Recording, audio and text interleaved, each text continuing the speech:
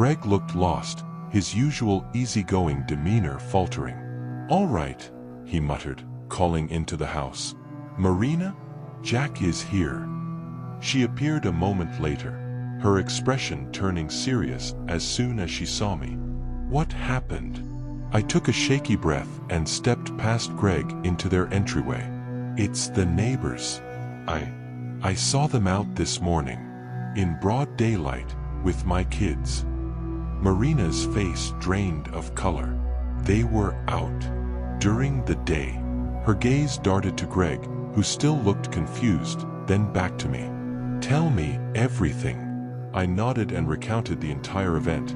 The walk home, what I saw in the neighbor's window, finding Evan and Lily missing, running through the empty house, and finally seeing them standing there with the neighbors, unnaturally wide smiles, hair frozen in the wind. I tried to keep it together, but my voice wavered with each detail. Marina's eyes widened as I spoke, absorbing every word. Greg, on the other hand, looked more skeptical by the second, rubbing his neck and shaking his head. Finally, he cut in, "Hold up. You're seriously freaked out because you saw the neighbors standing in their yard?" I clenched my fists, frustration rising. "Greg, they were with my kids. They were giving them things, gifts, like they'd been expecting them. And something's wrong with them. You'd know it if you saw them." Greg sighed and folded his arms. "Look, man, they're just neighbors. Weird. Sure. But to be freaking out like this? It's a bit much, don't you think?" Marina's gaze snapped to him. "Greg, listen to what he's saying. This isn't just weird. Something's wrong here. When have you ever seen them outside during the day? Or interacting with anyone?" Greg rolled his eyes. "They're reclusive. So what? Lots of people like their privacy." I felt the desperation clawing at my throat. "Greg, this isn't just about privacy. They looked wrong, like they weren't even real. And they've been outside at night, talking strange, disjointed things that don't make sense since I moved in. I'm not imagining this." Greg exhaled loudly, clearly frustrated. "Look, maybe you guys are reading too much into this. Sometimes people just don't fit into the mold, all right? Doesn't make them monsters." Marina touched his arm, her voice soft but firm. "Greg, I know how this sounds, but he's not the first one to notice something strange about them." She looked back at me, eyes narrowed. "What do you mean, I'm not the first?" I looked at Marina, then at Greg, confused. Greg shifted uncomfortably, sinking deeper into the couch. "Marina, come on. Don't scare him more than he already is. It was just a coincidence. An accident. Happened ages ago." But Marina didn't back down. She kept her eyes on me, her expression dead serious. Marina shot Greg a look, her eyes sharp. "Coincidence, my ass," she muttered, folding her arms and fixing her gaze on me. "Listen, you're not the first one to see things, or hear them, or lose sleep because of them." Greg groaned, sitting up straight. "For God's sake, Marina, stop trying to turn this into some ghost story." He slipped, it was dark, and he got caught in wire. No conspiracy, no shadowy figures. Just a freak accident. Marina's expression darkened, her voice steady. "There was more to it, Greg, and you know it." Greg shot me a frustrated look. "You two really must be bored if you're turning this into some Nancy Drew investigation. Honestly, you think this neighborhood is hiding some sinister plot? Get a grip." Marina glanced at him, barely veiled frustration in her eyes, before turning back to me. "Jack, it's late. You should go."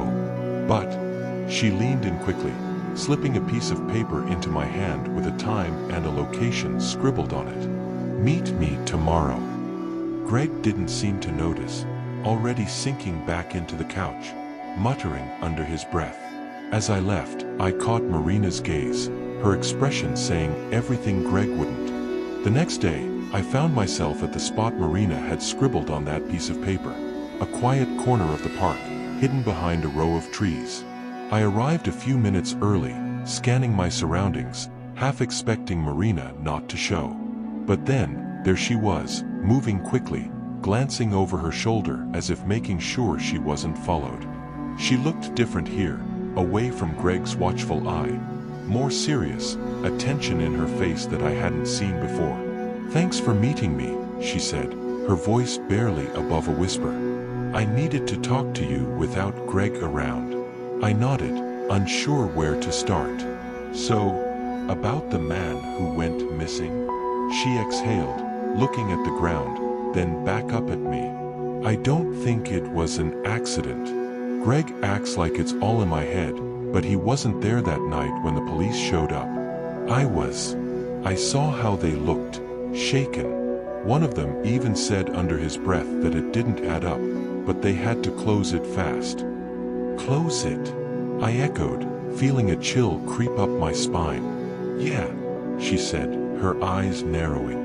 "They wanted it off the books. Said it was an unfortunate accident, and left it at that. But I knew the man. He was careful, quiet, not someone to stumble into the woods in the middle of the night." Her voice dropped lower.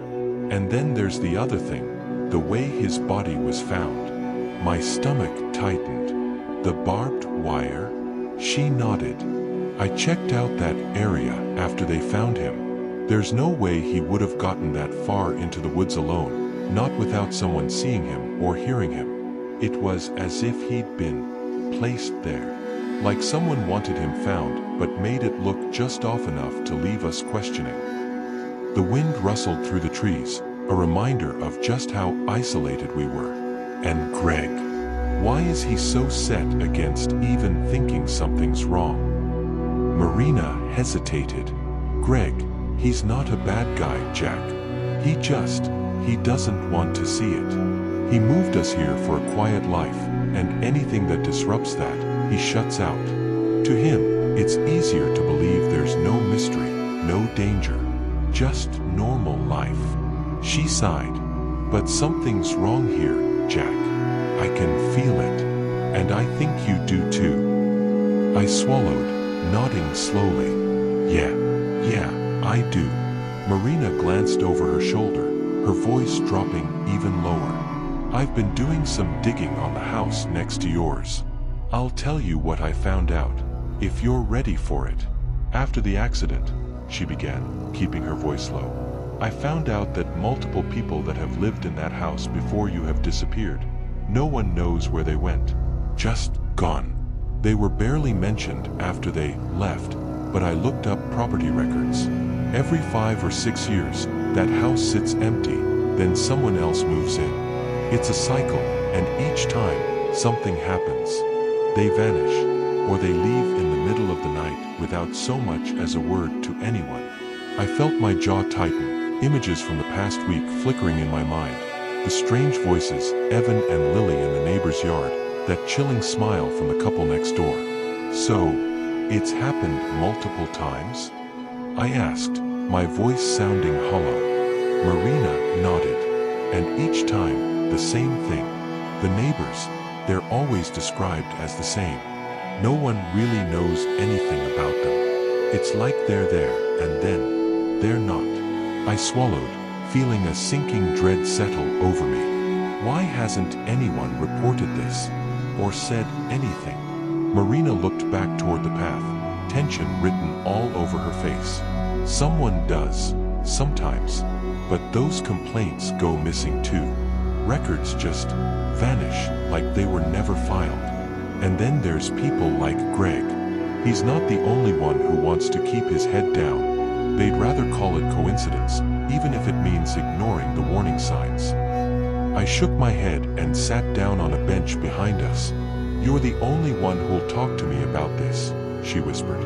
"Ever since I brought up the disappearances, people avoid me. Greg keeps telling me it's all in my head, that I need to move on." She paused, her hands clenching. It's like they've made me into some kind of villain here. They won't even let their kids near mine. My kids don't have friends in this neighborhood. Parents tell their kids I'm crazy.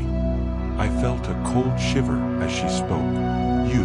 You mean you're the only one who's been reporting everything? Her face hardened. Yeah, the only one.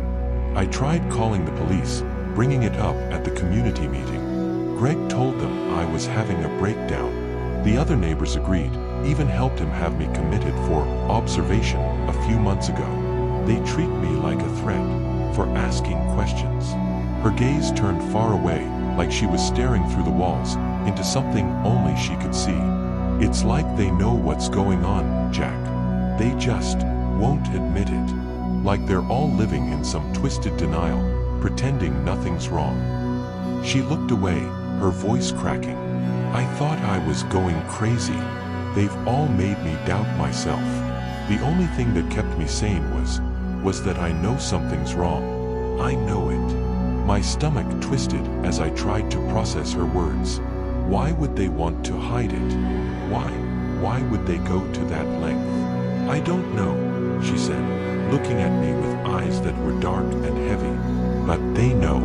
I see it in their eyes, in the way they look at that house. It's like they're all in on something, and I'm the outlier, the one they have to keep quiet. She took a deep breath, a hand gripping her wrist like she was holding herself together. I couldn't shake the image of Marina, alone in that hospital, treated like a pariah by people who seemed perfectly happy to ignore the truth, or whatever it was they feared. Her words lingered in the air between us, thick with a feeling I couldn't name. Marina, are you okay? Are you in any danger?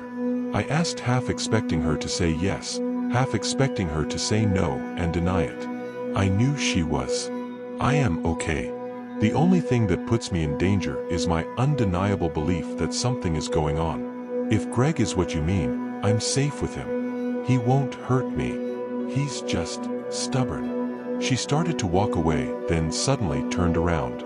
I want you to knock on the neighbor's door tonight if they aren't already outside. Try and talk to them. I'll meet you at your house tonight at midnight. I have a camera. We will record everything. Okay. She finished off with a wave goodbye and headed home. I paused outside my own front door, taking a deep breath. I walked in and sat on the couch, staring at the clock, awaiting the gates of hell to open at midnight.